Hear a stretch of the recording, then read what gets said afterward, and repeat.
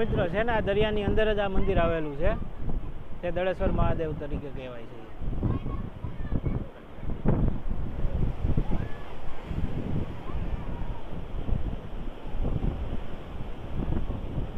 અને નાના બાળકો સાથે તમને અહીં પિકનિક કરવા આવો તો બહુ જ મજા આવે એવું છે વાતાવરણ આખું.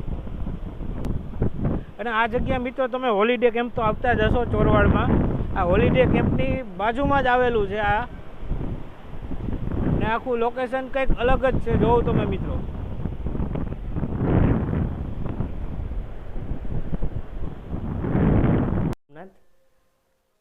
તમે જે રીતના ચલચિત્રની અંદર જોયું દધેશ્વર મહાદેવ, તો અત્યારે નામ લોકો બોલીની અંદર દડેશ્વર મહાદેવ છે, પરંતુ મૂળ નામ એમનું દધેશ્વર મહાદેવ છે.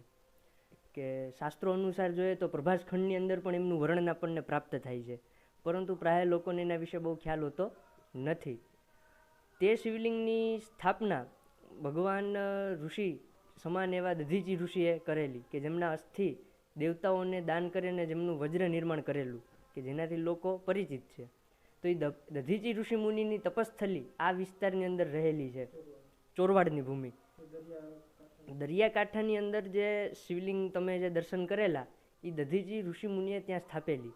અને એ સિવાય પણ પ્રાણનાથ મહાદેવની પણ સ્થાપના કરેલી. દધીચી ઋષિ મુનિએ જે સ્થાન ઉપર પોતાના પ્રાણની વજ્રના પોતાના હાડકાનો ત્યાગ કરેલો એ સ્થાન પણ અહીંયા સમીપમાં જ છે. તો દધીચી ઋષિ મુનિની આ તપસ્થલી રહી છે.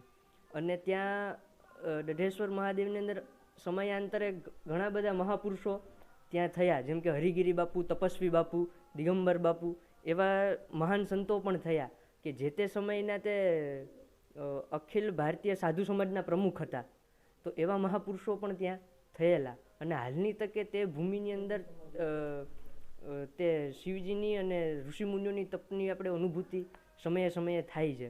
તો એક્ઝેક્ટ એ દરિયાની સમીપે જ છે અને અત્યંત પ્રાચીન. જે રીતે સોમનાથ દાદાનું શાસ્ત્રોની અંદર વર્ણન છે, એવી જ રીતે દધેશ્વર મહાદેવનું પણ શાસ્ત્રોની અંદર વર્ણન મળે છે આપણને. તો એ સ્થાન અત્યંત એવું પ્રાચીન છે કે જેનું આપણે વર્ણન જો જાણવું હોય તો સ્કંદ પુરાણના પ્રભાસ ખંડની અંદર આપણને પ્રાપ્ત થાય છે. એવી જ રીતના પ્રાણનાથ મહાદેવ, કે જે વિષ્ણવેલ, કે જેનું પ્રાચીન નામ વિષ્ણાવલ્લી હતું, ત્યાં દધીચી ઋષિ મુનિની પ્રતિમા અને એનું આશ્રમ પણ એક નાનકડું એવું ત્યાં આવેલું છે. કે જે પ્રાણનાથ મહાદેવનું વર્ણન પદ્મપુરાણની અંદર આપણને પ્રાપ્ત થાય છે. અને જે સપ્તમ શિવલિંગ તરીકે અત્યારે સોમનાથ છે, તો અષ્ટમ જ જ્યોતિર્લિંગ સ્વરૂપે પ્રાણનાથ મહાદેવ હશે એવું પણ ભવિષ્યની અંદર થશે એવું પુરાણોએ ભવિષ્યવાણી કરેલી છે. તો આ ક્ષેત્ર ને પ્રભાસ ક્ષેત્ર કહેવામાં આવે છે. જેવી રીતના સોમનાથ દાદા પ્રભાસ ક્ષેત્રમાં બિરાજે છે, એવી જ રીતના આ ક્ષેત્ર પણ પ્રભાસ ક્ષેત્ર છે.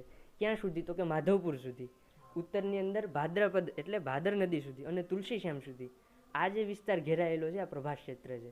તો આ પ્રભાસ ક્ષેત્રની અંદર અલગ અલગ દિવ્ય જ્યોતિર્લિંગો છે, તો એના દર્શન કરવા જોઈએ.